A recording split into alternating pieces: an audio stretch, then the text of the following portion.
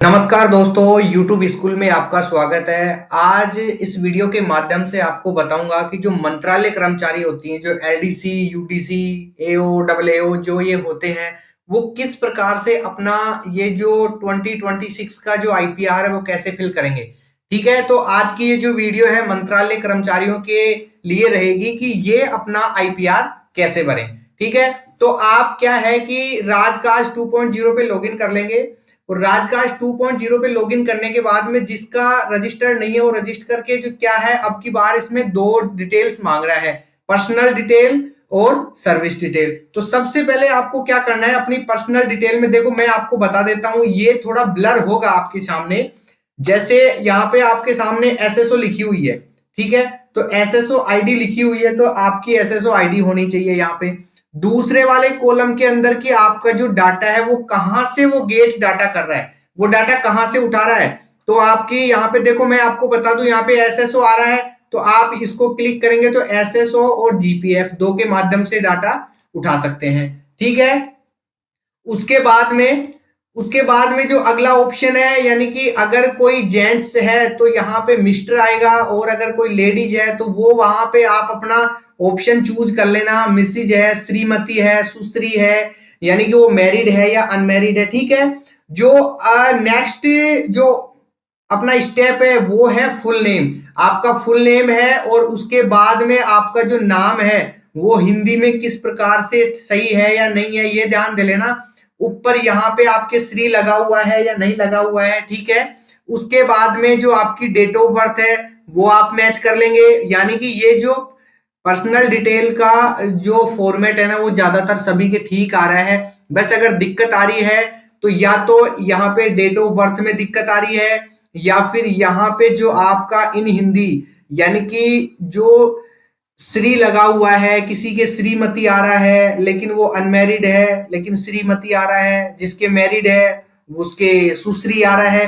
तो ये आप एक बार चेक कर लेना, यहाँ इंग्लिश वाले ऑप्शन को क्लिक करके कर लेना। ठीक है, और सबसे मेन प्रॉब्लम क्या आ रही है मैं आपको एक बार और बता देता हूं कि ये जो हिंदी वाला नाम है ना ये लिखा हुआ नहीं जा रहा है, यानी कि हिंदी का नाम नहीं लिखा जा रहा है। तो आप क्या करेंगे, हिंदी का नाम कहीं और लिखेंगे, कट कॉपी पेस्ट कर लेंगे।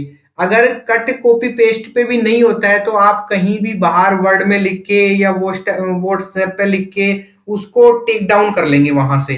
ठीक है, तो कैसे ना भी जैसे तैसे जुगाड़ लगा के आपको हिंदी नेम लिखना है। कभी कभी इसमें टेक्निकल इश्यू आ रहा है, तो इस वाले फॉर्मेट में आपको ये सारा सब कंप्लीट करना है, और कंप्लीट करने के बाद में आपको क्या करना है, अपना नेक्स्ट चलना है। ठीक है, यहाँ पे आप अपना जेंडर भी चेक कर लेंगे कि जेंडर आपका क्या है क्या नहीं है। ठीक है, उसके बाद में जेंडर चेक करने के बाद में आपकी जो मेल आईडी है वो भी आप चेक कर लेंगे। उसके बाद में अपने मोबाइल नंबर है वो भी अपन चेक कर लेंगे, और मोबाइल नंबर चेक करने के बाद में आप सीधे आपके सामने ये जो नेक्स्ट वाला ऑप्शन आ रहा है इस वाले ऑप्शन को आप क्या करेंगे, क्लिक करेंगे। ठीक है, जैसे ही मैं इस नेक्स्ट वाले ऑप्शन को क्लिक करता हूं तो अपने सामने अपनी जो सर्विस डिटेल है वो फिल करनी पड़ेगी। तो एक बार इस सर्विस डिटेल में मैं आपको सारा सब कुछ बता देता हूं, उसके बाद में मैं फिल करूंगा, और नील वाला आईपीआर भी कैसे भरते हैं वो भी मैं आपको बता दूंगा। लेकिन ये है जो मंत्रालय कर्मचारी यानी कि एलडीसी है, यूडीसी है, डबल एओ है, उनके लिए ये वीडियो है। ठीक है, तो सबसे पहले वाला ऑप्शन आ रहा है ज्वाइनिंग टाइप। आपकी जो ज्वाइनिंग टाइप है वो किस प्रकार की आपकी ज्वाइनिंग है। तो फर्स्ट पे देखो यहाँ पे आ रहा है आपकी ज्वाइनिंग टाइप, तो आपकी ज्वाइनिंग टाइप पे आप रिक्रूटमेंट ही रखेंगे। ठीक है, बिना किसी सवाल के आप रिक्रूटमेंट रखेंगे। और दूसरा आ रहा है डेजिग्नेशन कैटेगरी। ठीक है, तो डेजिग्नेशन कैटेगरी के अंदर आप सर्विस डेजिग्नेशन, एक बार मैं आपको खोल के दिखा देता हूं इसमें कौन कौन सी है। एक तो है सर्विस डेजिग्नेशन और एक है डायरेक्ट डेजिग्नेशन। तो इस वाले ऑप्शन में ये सर्विस डेजिग्नेशन ही आएगा। ठीक है, अब यहाँ पे आपके सामने जो दिखा रखा है नेक्स्ट स्टेप दिखा रखा है कि प्रेजेंट डिपार्टमेंट। इस वाले ऑप्शन पे आपको क्या करना है, ज्यादा ध्यान देना है। एक सेकंड रुके, ये जो ऑप्शन आ रहा है आपके सामने इस वाले ऑप्शन पे आपको ज्यादा ध्यान देना है, यानी कि जो प्रेजेंट डिपार्टमेंट ऑफिस है उसमें आप क्या भरेंगे। ठीक है, तो इस वाले डिपार्ट यानी कि इस वाले में आपको भरना है। देखो आप क्या है कि मंत्रालय कर्मचारी हैं, तो मंत्रालय कर्मचारियों के लिए आएगा डिपार्टमेंट ऑफ पर्सनल। ठीक है, आप ध्यान रख लेना कि डिपार्टमेंट ऑफ पर्सनल, या तो अल्फाबेट के हिसाब से आप आ सकते हैं या फिर आप डायरेक्ट सर्च करके भी आ सकते हैं। देखो यहाँ पे आ रहा है डिपार्टमेंट ऑफ पर्सनली। ठीक है, तो आप जो एलडीसी यूडीसी है वो क्या भरेंगे, डिपार्टमेंट ऑफ पर्सनल भरेंगे। ठीक है, अब इसके बाद में आपको जो एक विशेष बात और ध्यान देनी है, इसके बाद में जो ये नीचे वाला आपके सामने आ रहा है कि सर्विस रूल नेम, तो जो सर्विस रूल नेम है, अगर आप वहां पे डिपार्टमेंट ऑफ पर्सनल भरे हैं तो इसके अंदर यानी कि जो सर्विस रूल है इसके अंदर आपको क्या भरना है, इसके अंदर आपको भरना है, या देखो मैं आपको एक बार थोड़ा सा नीचे स्क्रॉल करके दिखा रहा हूं, आपको भरना है कि राजस्थान सबॉर्डिनेट। ठीक है, बिल्कुल ध्यान से देखना इसको कि Rajasthan subordinate office ministry service rule. ठीक है, तो इसको विशेष ध्यान दे लेना, आपको देख लेना है क्या क्या करना है, बिल्कुल भी गलत नहीं करना है। अगर आप एलडीसी और यूडीसी हैं, Rajasthan subordinate office ministerial service rule, ठीक है, इसके अंदर आपको ये क्लिक करना है। ठीक है, ये क्लिक करने के बाद में अब यहाँ पे आप देखोगे कि बिना कुछ किए ही मिनिस्ट्रियल सर्विस आ गया है। जैसे ही आपने यहाँ पे एक तो यहाँ पे आपने डिपार्टमेंट ऑफ पर्सनल भरा और इसके बाद में यहाँ पे service Rajasthan subordinate office ministry भरा है, तो यहाँ पे ये जो बीच वाला ऑप्शन है ना, यहाँ पे बिना कुछ किए ही आपके बिना किसी छेड़खानी के मिनिस्ट्रियल सर्विस आ गया है। ठीक है, इसके बाद में अपन अगले वाले ऑप्शन में चलेंगे, तो यहाँ पे देखो डेजिग्नेशन अपन फिर अपनी एक बार फिल करेंगे कि आपकी पोस्ट किस पोस्ट पे हो, तो इस पे सेलेक्ट डेजिग्नेशन पे अपन क्लिक करेंगे, तो यहाँ पे अपने आप ही आपके पास में आ रहा है, यानी कि आप डबल एओ हैं, एओ हैं, या फिर सीनियर असिस्टेंट है या जूनियर असिस्टेंट है। तो यानी कि जो जूनियर असिस्टेंट है, जो एलडीसी है, वो देखो यहाँ पे हाथ का आइकन दिखाई दे रहा है, वो जूनियर असिस्टेंट पे क्लिक करेंगे, और जो यूडीसी हैं यानी कि जो सीनियर हो गए हैं वो यहाँ पे क्लिक करेंगे। अब इसके अंदर आपकी जो भी आपकी पोस्ट है वो यहाँ पे आप क्या करेंगे, भर देंगे। जैसे ये जूनियर असिस्टेंट एलडीसी है तो यहाँ पे मैं एलडीसी कर देता हूं। ठीक है, यहाँ पे अपना रेड मार्क नहीं है, देखो यहाँ पे जहां जहां पे अपना रेड मार्क है ना वो क्या है, कंपलसरी है। देखो जहां जहां पे मैं रेड मार्क बता रहा हूं, ये रेड स्टार है, ये इंफॉर्मेशन अपन को देना बहुत जरूरी है। ठीक है, अब यहाँ पे किसी भी प्रकार का रेड स्टार नहीं है तो इसकी जरूरी भी है, नेसेसरी नहीं है, लेकिन जहां जहां पे रेड स्टार है वो इंफॉर्मेशन अपन को देना बहुत ही जरूरी है।